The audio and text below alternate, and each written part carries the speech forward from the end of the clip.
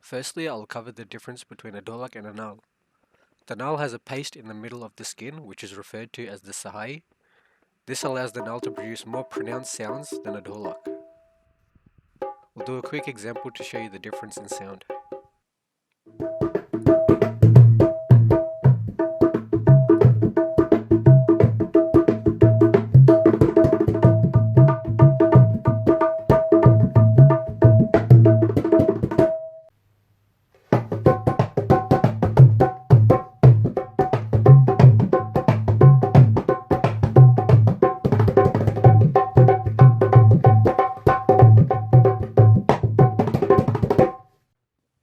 Before getting into the basics, we'll do a quick tutorial on how to tune the Dholak. When tuning, check the tension of the skin by moderately pressing down in the center. Continue evenly tensioning the skin till the middle becomes hard. The same applies to a Naal. This will ensure that the tension of the skin is high enough to produce the correct sounds. We'll make a more in-depth tutorial later down the track.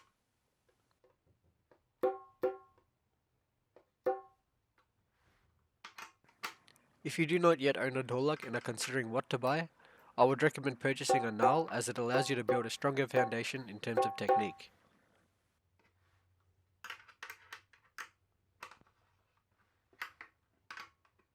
I will also eventually upload tutorials on how to refurbish old Dholaks.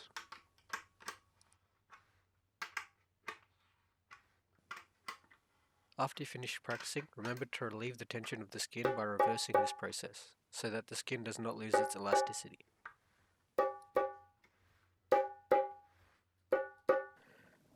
When tuning the bass, keep the tension a bit slack. If it sounds good with an open slap, then it's good enough for the basics. Once an ideal tension has been found for the bass, it can be left like that. Avoid loosening the tension on the bass once it is tuned, as it will cause the masala to separate from the skin. There are a number of different ways to position a Dholak when playing. Situate the handle so that it prevents it from moving forward. If you are struggling to stabilize it, rest your leg on top of it like this. If you have issues with your shoulder or don't have a good all-round Dholak, try using two.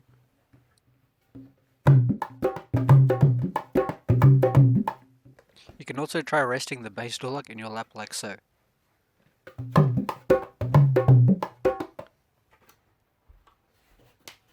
Rest the head of the Dholak against your leg for better stability. If you are still struggling to stabilize, try wedge the bass Dholak underneath your leg like this.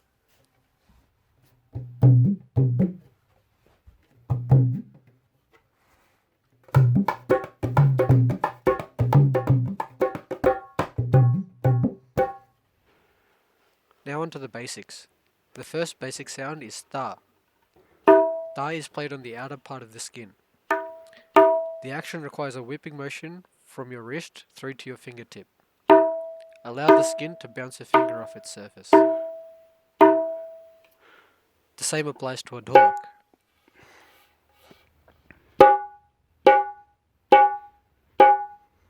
When playing tha, make contact with this part of your finger.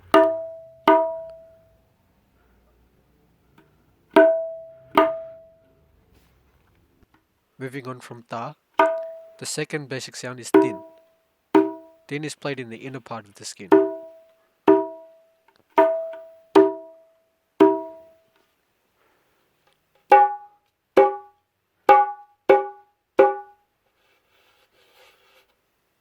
When playing tha and tin, please use your dominant hand.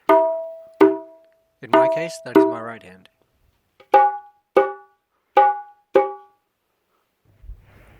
Moving down to the bass, I will introduce two more basic sounds. This is called ge.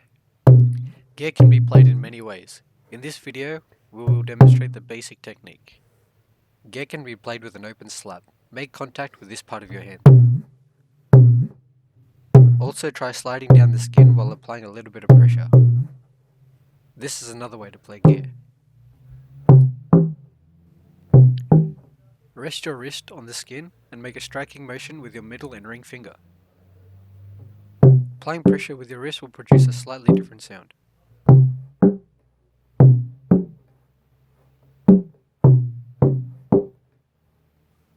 Gear can also be played like this. Applying the same striking motion, just resting a different part of your hand onto the skin. Apply pressure as you slide down from top to bottom. The second basic sound is ka, which is a simple slap. Ensure that your whole hand makes contact at the same time, and that your fingers are all touching each other.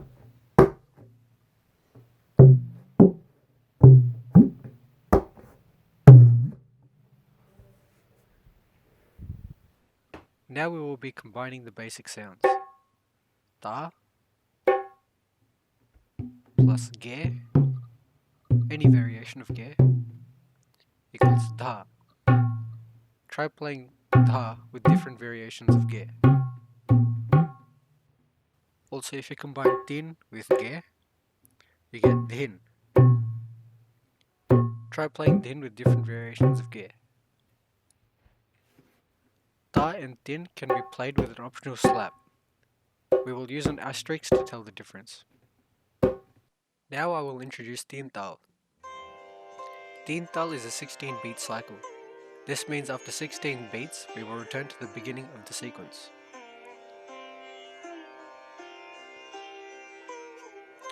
Teen Taal is predominantly used in solos and accompaniment.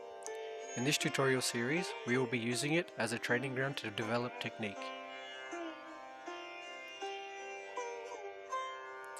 The application on display is called a Lehra. It is used to provide a steady cyclical reference. Now I will introduce the fundamental beat of Teen Taal.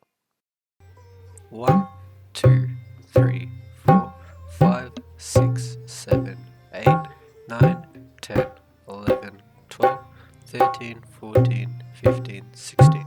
Dha, din, din, dha, dha, din, din, dha, dha, din, din, dha, dha, din, din, dha. In Teen Taal, the ninth beat of the 16-beat cycle is referred to as the Kali or the empty beat, where you play a flat variation of the sequence. Before getting into practice, let's quickly go through how to set up the Lehra. Adjust the tempo to 80 beats per minute, and you are free to select any instrument and style that you like. Just ensure that Teen Taal is selected.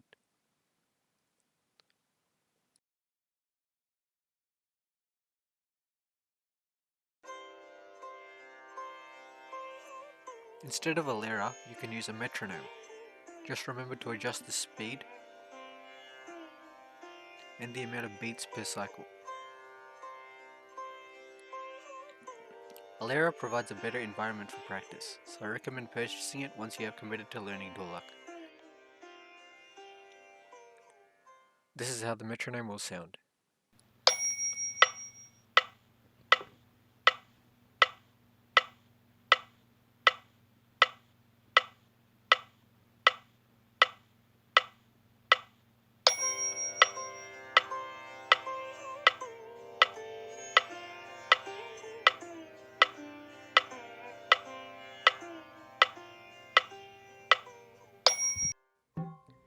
When practicing Teen Taal, incorporate the following two variations. The first involves resting your wrist on the bass and applying tension when you play dha.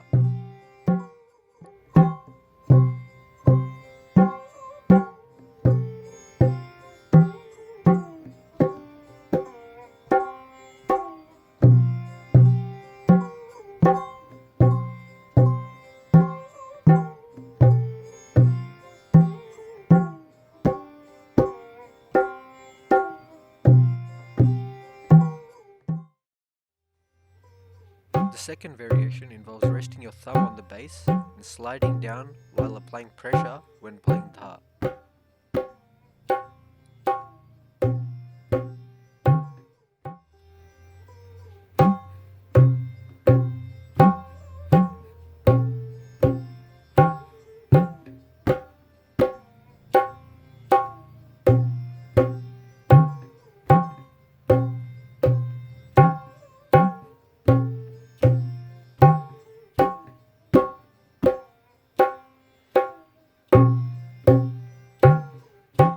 you can confidently play the beat, slowly increase the tempo.